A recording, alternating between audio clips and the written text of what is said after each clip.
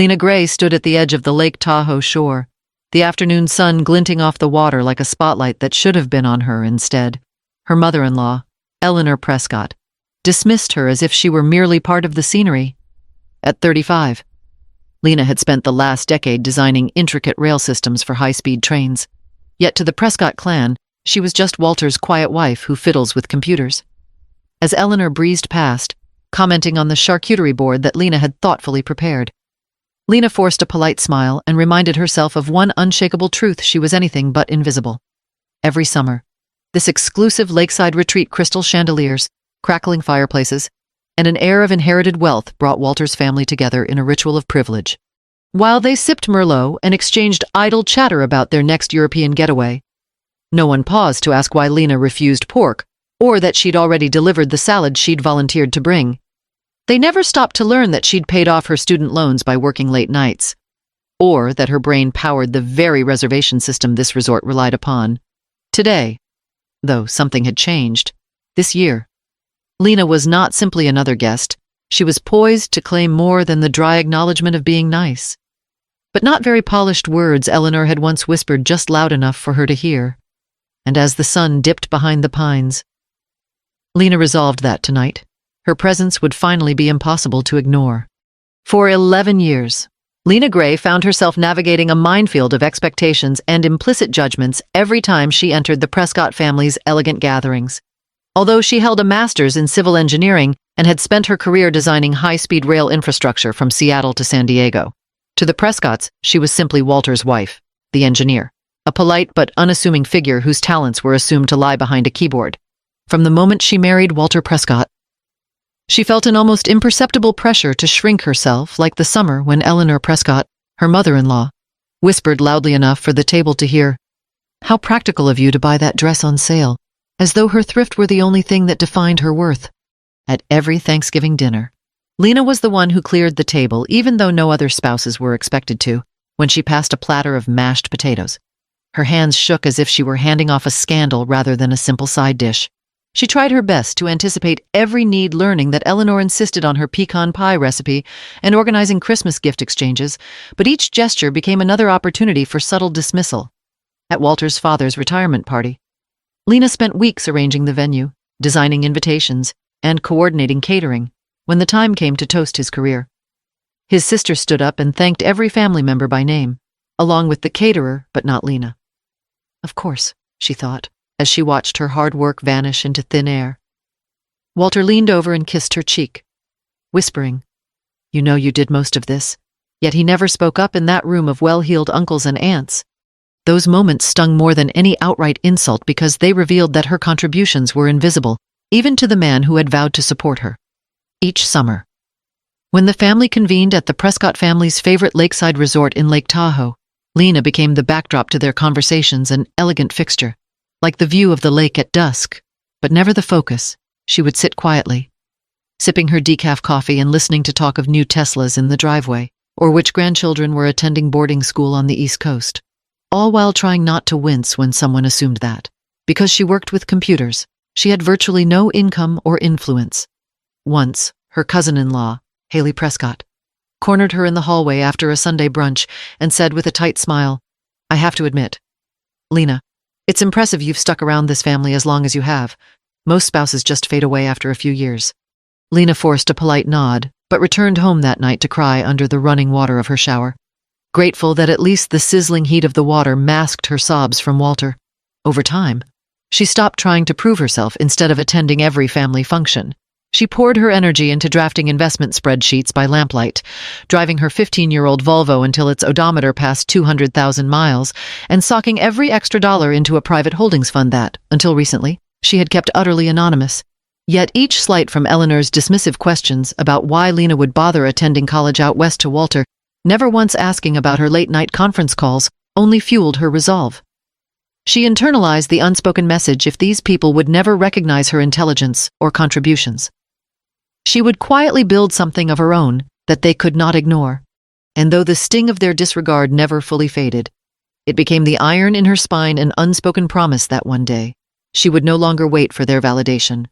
For years, Lena Gray quietly balanced two worlds: the daily grind of her engineering career in Seattle and the private ambition she nursed each evening under the glow of her desk lamp. To her in-laws, the Prescotts, she was Walter's wife, the polite figure who helped set the dinner table and smiled at family banter, never raising questions about her work travel or late-night conference calls. But behind that congenial exterior, Lena was laser-focused on building her own version of financial security, a portfolio of boutique hotels and small inns that she acquired through a holding fund she'd helped establish quietly 7 years earlier. Each extra paycheck, every year of her modest salary as a civil engineer on a contracting team for high-speed rail projects, went toward seeds she planted in that portfolio, while others spent summers in Nantucket or upgraded to new luxury SUVs. Lena drove her 10-year-old Honda Civic until its wheels squeaked and its paint faded, funneling gas money and maintenance costs into savings earmarked for investment. When the Prescotts gathered each August at the lakeside resort in Lake Tahoe, where chandeliers glittered in the lodge and fireplaces sent smoky warmth through the air, Lena appeared unassuming in her simple sundresses, content to let them assume she didn't come from money. What they didn't know was that she'd already covered tuition debt, socked away emergency funds, and quietly met with hotel managers in cities like Portland, Oregon, Bend, Oregon, and Napa Valley. California, all places she identified as promising for boutique hospitality. She spent weekends reviewing architectural blueprints and negotiating lease terms, tasting local hospitality standards and often staying overnight in the very inns she was contemplating.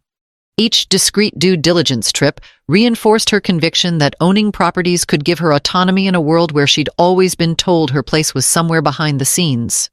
By the time the Prescott family's favorite resort near Emerald Bay hit the market last year, Lena's fund had amassed enough capital to bid.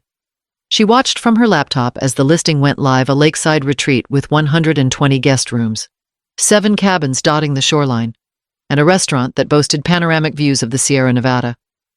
Over coffee one chilly March morning, once Walter had left for a faculty meeting at the University of Nevada, she clicked Submit Offer, draining much of her readily available cash reserves, roughly $1.2 million, to secure majority ownership through Clear Pines Hospitality Group, the corporate shell she had created. Within weeks, Lena coordinated with architects to replace aging air conditioning units, upgrade Wi-Fi across the cabins to modern standards, and install low-flow faucets in restrooms to meet current environmental codes. She also hired an operations manager who understood her long-term vision, a property that honored the resort's storied past while offering fresh amenities tailored to families and retired couples looking for a peaceful getaway. All the while, Lena maintained her professional role as a lead engineer on a rail expansion project, juggling design specifications by day and resort blueprints by night. The separate tracks of her life ran in parallel until the moment when, at next summer's family retreat, she would walk into the grand hall not as the quiet wife, but as the proprietor who now held the golf cart keys and oversaw every dinner special in the lodge. Through each meticulous investment and sleepless planning session, Lena proved that seeding one's future didn't require fanfare, just patience, discipline, and the unwavering belief that, eventually, success would speak louder than words ever could. That evening's welcome dinner felt no different from the countless others Lena Gray had endured until the moment it wasn't. She arrived in a simple navy sundress, a clearance find from a department store, paired with modest nude pumps she'd worn to her college graduation. Around her, the Prescott family sparkled in designer labels, Ralph Lauren sport coats, silk scarves, and Italian loafers. They clustered around the long dining table inside the lodge, its polished mahogany surface reflecting 100 points of candlelight. As plates of herb-roasted chicken and grilled asparagus circulated, polite small talk gave way to thinly veiled complaints. "Service here just isn't the same as it used to be," Lauren Prescott murmured to her siblings, leaning toward the woman seated beside her as they critiqued each passing server. Haley Prescott flipped her hair in agreement and added, "I had to show my ID again at check-in, almost as if they didn't recognize me. On cue." Uncle Ron grumbled about the valet, saying, "The kid practically accused me of stealing my own car." Lena kept her head down, sipping her water, her jaw clenched so tightly that her teeth ached. Walter Prescott sat beside her, oblivious to the irony. After all, he still believed she was just the engineer who works on computers. Then a hush fell over the room as Ethan Parker, the resort manager, approached the head of the table. Every familiar face: Eleanor Prescott, Walter's stern mother, Lauren, the self-assured sister, Marcus Prescott. The cousin, content to lord over his weekend fishing cabin, lifted their glasses in anticipation of his words, without a glance in Lena's direction. Ethan tapped his wine glass with a small fork. "As a part of our new ownership transition," he began, projecting his voice so it carried to every corner of the hall. "We're honored tonight to introduce the owner who made this possible." Lena felt her heart hammer in her chest. She glanced at Walter, whose brows furrowed as though he sensed something was amiss. She took a deep breath, then stepped forward. At the precise moment Ethan finished with, "Miss Lena Gray." The room froze. Heads snapped toward her like sunflowers tracking a lighthouse beam. Forks hovered midair. A single droplet of red wine spiraled in slow motion from Eleanor's glass onto the white tablecloth. Walter's eyes widened until they seemed unmoored from his usually impassive expression. Lena walked deliberately down the table, her pumps clicking on the hardwood floor, each step echoing the astonished gasps around her. Lauren's jaw dropped. Haley's hand flew to her mouth. Marcus knocked over his water glass in silent shock. Eleanor Prescott rose to her feet so abruptly that for a moment, she teetered as though the ground had tilted beneath her. Walter reached out, as if to steady her, but neither of them could disguise the disbelief etched on their faces. "You wanted to leave a review?" Walter Lena's voice was calm, unsettlingly so. "I'll be happy to forward it to myself." She paused, surveying the table. The silence was as heavy as Tahoe's winter snow. Then she added, more softly, "I suppose this is what happens when you speak ill of the boss when the boss is sitting 2 chairs away." That witty barb cracked the tension. Lauren let out a nervous chuckle. Haley muttered something about not seeing that coming, but Lena held their gaze, letting the moment sink in. She could see Aunt Margaret choking on her lemon tart, Cousin Marcus dropping his phone as though it had suddenly become radioactive, and Uncle Ron, mouth agape, realizing he'd just insulted the woman who now controlled this resort. Walter's face remained a tumult of confusion, pride, and perhaps a tinge of guilt. Silently, Lena made her way to Eleanor's usual seat at the head of the table and picked up the microphone Ethan had left on a nearby podium. Her hands were steady, her shoulders squared. "Don't worry," she said, projecting her words so that every Prescott understood. "You're all still welcome here just like everyone else now." She smiled, a serene curve of lips that felt as though it were powered by years of pent-up determination. No one applauded, no one offered a tepid clap or raised a second glass. Instead, they sat frozen, caught between polite decorum and the sting of recognition. Lena nodded once, turned on her heel, and exited the dining hall before they had time to recover. Each step felt lighter than the last, as though she were shedding a decade's worth of invisible weight. In the corridor, she exhaled for the first time since the sentence Miss Lena Gray had echoed through the room. Tonight, she wasn't just Walter Prescott's wife or that engineer. Tonight, she was the owner, and as her heels carried her away from their stunned faces, Lena finally believed that, at last, she was seen on her own terms, and on her own power. That next morning, as early sunbeams danced across the lake's surface and the scent of freshly brewed coffee drifted in from the lodge's kitchen, Lena Gray took a quiet walk along the resort grounds with Ethan Parker, the resort manager. She moved between cabins that once belonged to Prescott relatives' cabins that, in the past, had been reserved at half price simply because they carried the family name.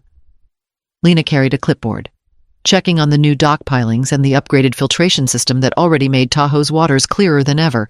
Meanwhile, holidaymakers waved cheerfully at her, tipping their hats or offering nods of respect gestures she had never received when she was merely Walter's wife.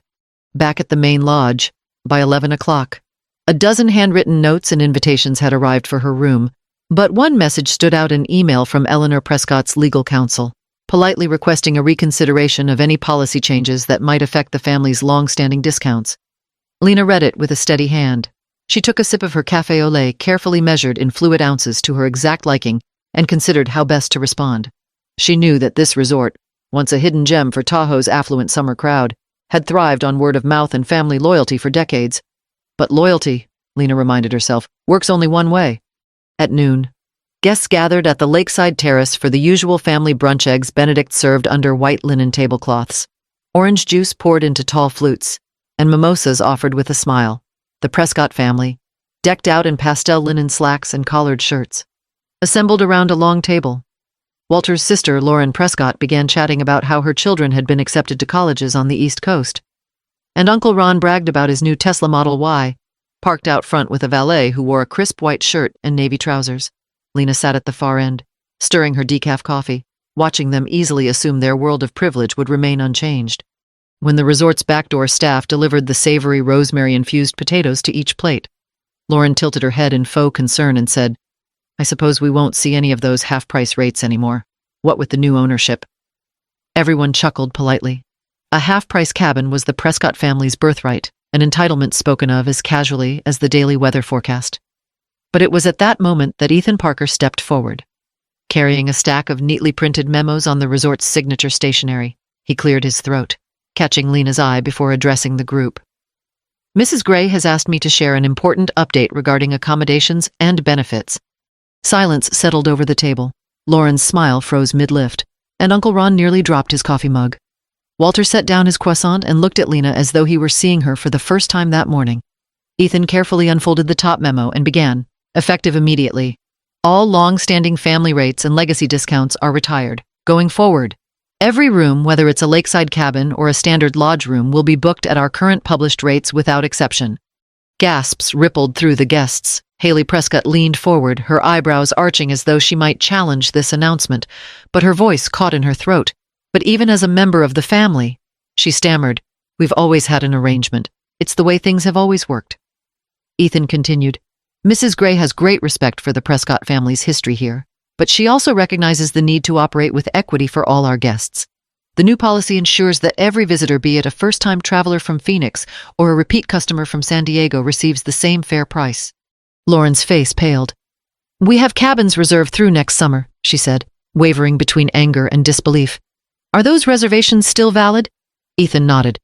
"Yes, those dates are honored at the previously agreed rates. But for any new bookings or renewals, the standard pricing applies." Lena watched as the Prescott family exchanged disbelieving looks. She had advised Ethan to make the announcement now so that the entire family would face the reality together. She remembered how her mother had taught her that true respect is earned, not inherited, years ago, as Lena worked nights on her engineering graduate school thesis in Oregon. Her mother scrubbed floors in a small motel to pay the bills. Those sacrifices had shaped Lena's determination, and now she was determined to break the cycle of entitlement that had overshadowed her life. Uncle Ron cleared his throat. "Well, that's certainly a surprise." He glanced at Walter, who said quietly, "Lena, are you?" but stopped himself, unsure what to ask. Eleanor Prescott rose from her chair, smoothing the pearl necklace at her throat. "Let's talk privately." "Dear," she said softly yet with unmistakable steel in her voice. She led Lena aside, her steps measured and regal. In a whisper loud enough that a waiter might have overheard, Eleanor said, "You have no idea what you're doing. The family's legacy is why this place even exists." Lena met her mother-in-law's gaze. "I know exactly what I'm doing," she replied. "I'm honoring the resort's potential, not just the past." Meanwhile, at the table, Lauren lifted her mimosa and tapped it against her champagne flute. "Well," she said to the remaining relatives, "I suppose we're about to learn what happens when you lose control of something you thought was guaranteed." Cousins exchanged curt nods. Even Walter's uncle Marcus Prescott, who had always rented his cabin to out-of-state friends at rock-bottom prices, looked suddenly uneasy. He shifted in his chair, as though remembering he would soon lose that informal arrangement.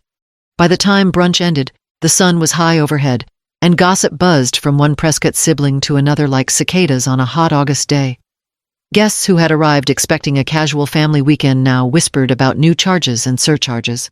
The valet, once dismissive of Lena, now stood at attention when she passed. Staff members approached her with respect, wearing smiles that said, "Thank you for restoring fairness." Lena returned to her room that afternoon to find a handwritten note from Walter. "Can we talk tonight?" Beneath it lay a pair of sunglasses resting in their soft leather case. She folded the note neatly and placed it in her desk drawer. Alongside the stack of memos she would circulate to every department head by day's end. Then she slipped on comfortable loafers, grabbed her clipboard, and walked down to inspect the new lakeside cabins where every family member would soon be paying their own way, just like every other guest. As Lena inspected the freshly cleaned windows, she realized that this shift in policy was about more than money. It was about respect for the resort's heritage, respect for all guests, and, most importantly, respect for herself. And as a steady breeze ruffled the pine needles overhead, she felt at ease in a way she never had before, knowing that for once, she wasn't an afterthought in someone else's story. She was the author of her own. That afternoon, Lena Gray's inbox resembled a battlefield. First came a polite email from Lauren Prescott's attorney.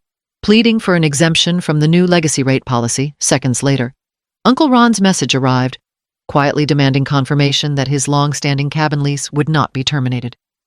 Lena set her coffee cup, measured precisely in 8 fluid ounces on the desk, and inhaled deeply, recalling how her mother had taught her that fairness begins with clear boundaries.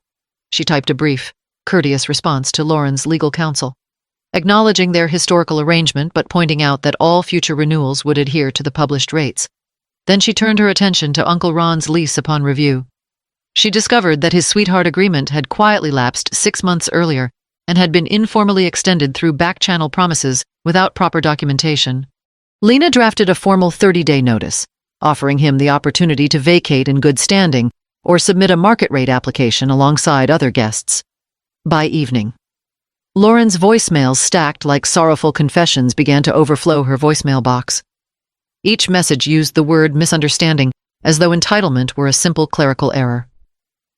Lena did not reply. Instead, she placed the note from Uncle Ron in a folder labeled Leases and shifted her focus to the next challenge, Haley Prescott's unauthorized subletting.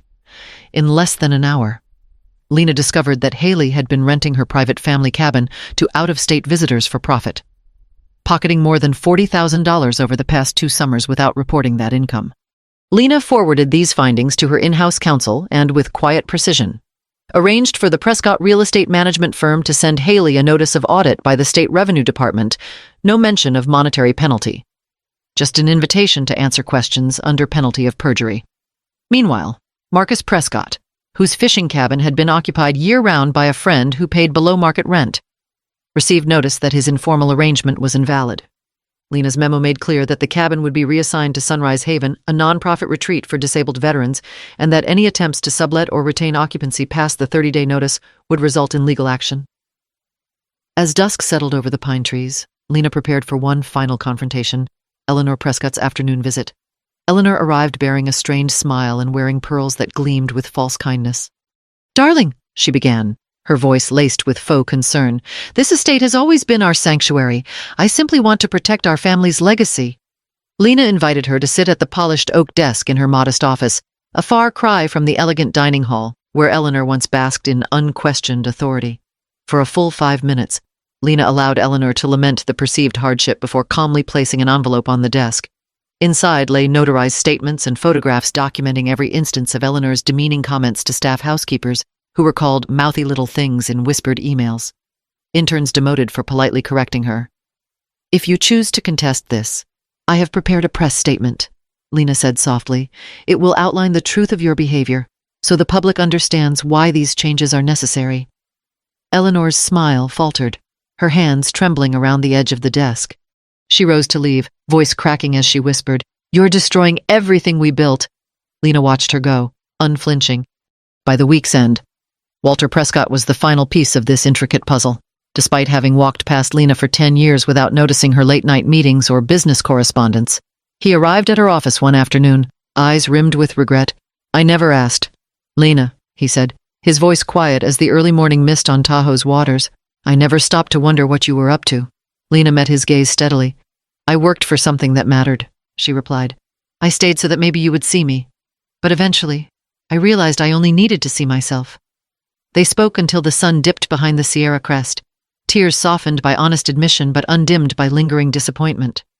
In the aftermath, Lena's resolve held steady. Cabins would be reassigned, audit notices would stand, and Eleanor's false facade would crumble.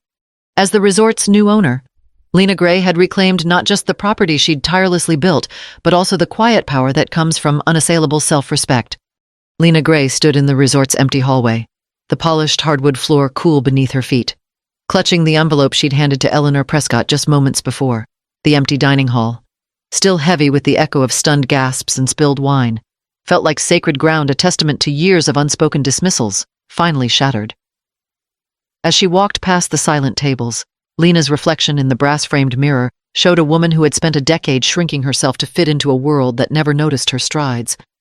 She remembered the hush that fell when Ethan Parker announced her as owner, how Walter's eyes widened in disbelief, and how decades of invisible labor crystallized into that single electrifying moment. Now, as sunlight filtered through the curtains, Lena realized she had exchanged the weight of unasked questions about her late-night meetings and long hours for something infinitely lighter: self-recognition. She paused at the doorway to her modest office, where her laptop remained open to spreadsheets of cabin leases and renovation blueprints. Outside, pinto pines swayed in the breeze, as if acknowledging her resolve. In that quiet moment, she understood that true validation came not from those who had underestimated her, but from within herself, with measured steps. Lena sat down at her desk, opened the drawer containing her mother's old motel room cleaning supplies, symbols of the humble beginnings that forged her work ethic, and allowed herself a soft, steady breath. Today, she was no longer Walter's wife or that engineer. She was Lena Gray, the woman who had built her own future, reclaimed her power, and finally became visible on her own terms. Life doesn't hand out respect merely because we desire it. We often have to earn it through quiet determination and unyielding belief in our own worth.